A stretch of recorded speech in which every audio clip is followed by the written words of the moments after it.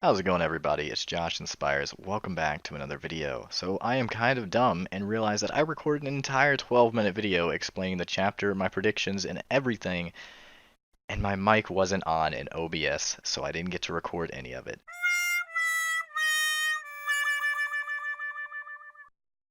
So here I am re-recording that entire thing.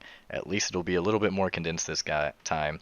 But yeah. So anyway, let's hop right in. So in chapter 260 of My Hero Academia, by the way, if you don't want spoilers, click off now. This was your only warning. If you're an anime only, you should click off. This is going to contain spoilers for a lot of stuff that has not happened in anime, and also if you haven't read the manga up to this point, you're going to be spoiled for a lot of stuff. Anyway, in chapter 260, we get a follow up from chapter 259, where Endeavor confronted the doctor, the same doctor that told Deku that, obviously Deku was quirkless, blah, blah, blah. This does play into a couple of theories that I don't really subscribe to. I hope don't happen, but the doctor basically stealing Deku's quirk, I really hope that's not a thing. But anyway, basically, the doctor was confronted by Endeavor, and like what a lot of people predicted is it was going way too well for the heroes. There was no way this was actually the doctor. It wasn't. However, the heroes did get the jump on the Doctor because obviously the clone that was actually a twice clone of the Doctor as a failsafe in case the heroes did come and find the Doctor was very surprised at the heroes being there. So at least they got semi the jump on the villains. But yeah, so basically the Doctor was a twice clone, and they also figured out that the Doctor did have a quirk, even though the Doctor was explained earlier to be quirkless, or at least that's what he told everyone. But actually, the Doctor did have a quirk. It was basically long life, anti-aging, blah blah blah. He's probably the one that's been keeping All for One alive the entire time by being able to copy his quirk and give it to All for One, and also replicate it and give it to the Nomus, blah blah blah.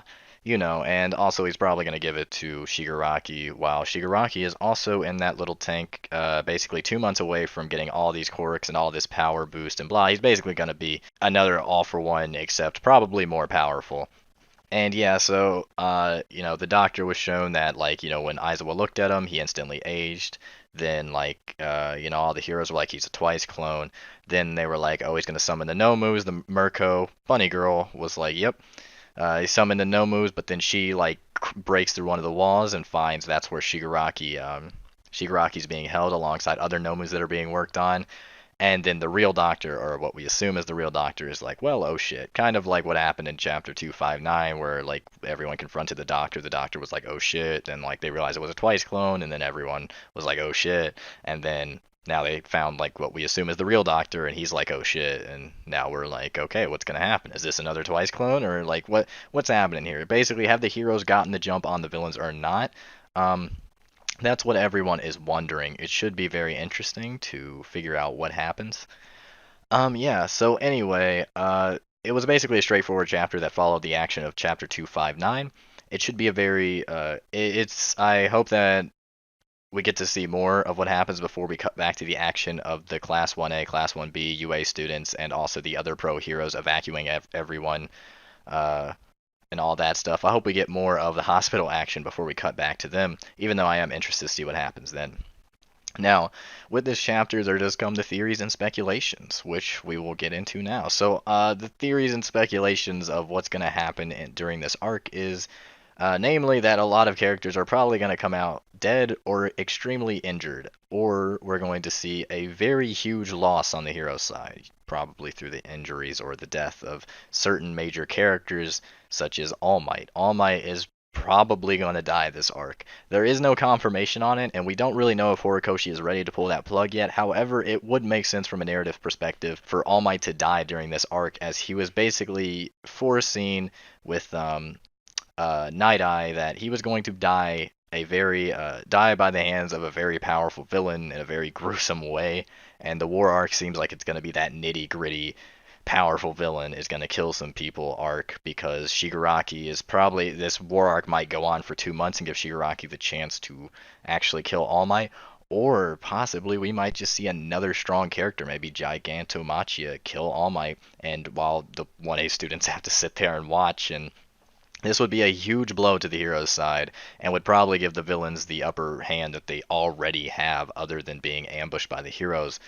But the thing is All Might is probably going to die during this arc. He's been giving off a lot of major death flags, with Aizawa telling him that he's better off alive, that All Might saying himself he wants to live, but then there's the whole All Might basically seeing his students progress without him, and he's kind of like, oh well, Deku doesn't even have to look back anymore. I hope he becomes a great hero. Blah blah blah. I know he'll become a great hero. All that stuff.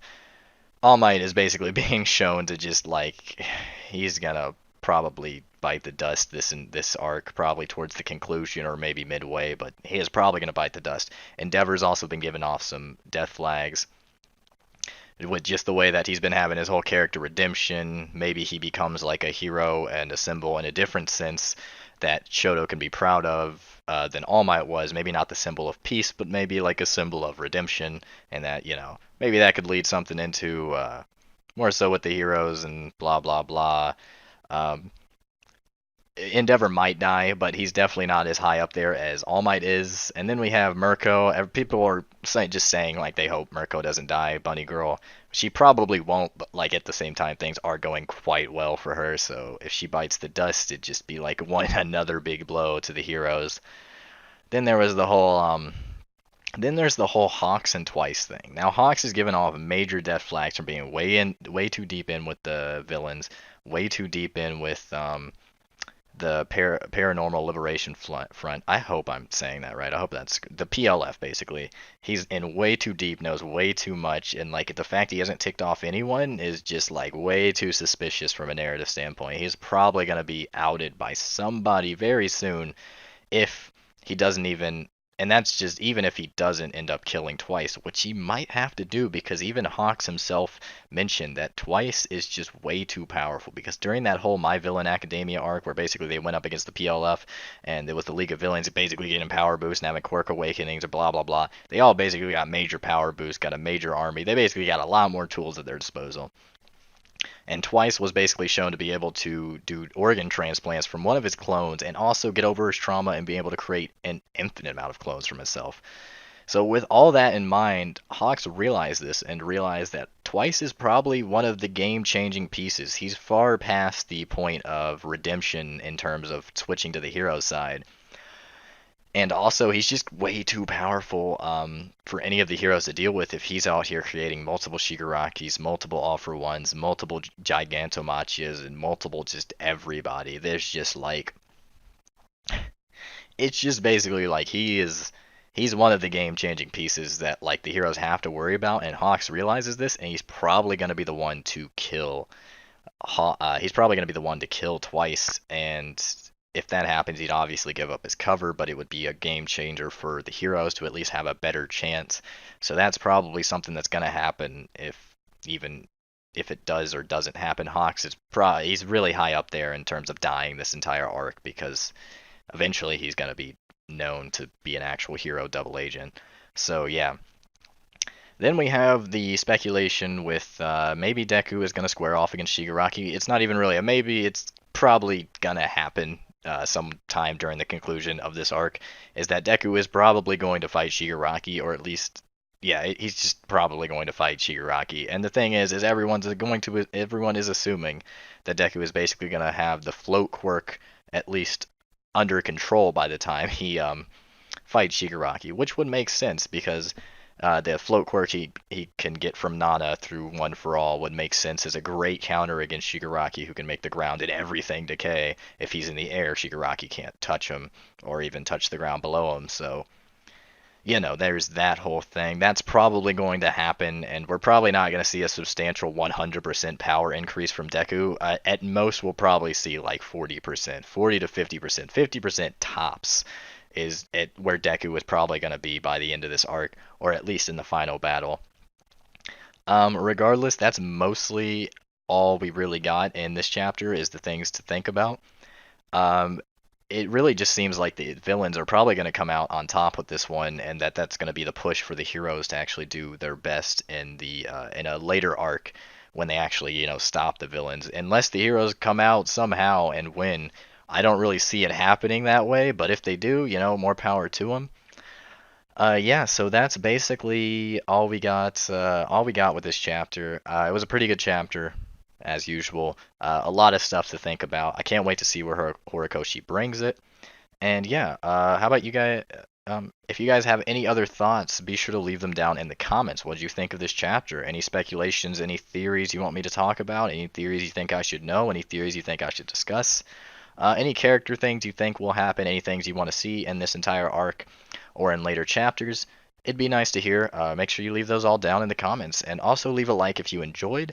And subscribe while you're here. And you can see me when the next chapter comes out. And I'll be on time that time, actually. But yeah, thank you guys for watching. If you enjoyed, like, do all the stuff I just said. But thank you all for watching. I'll see you all next time.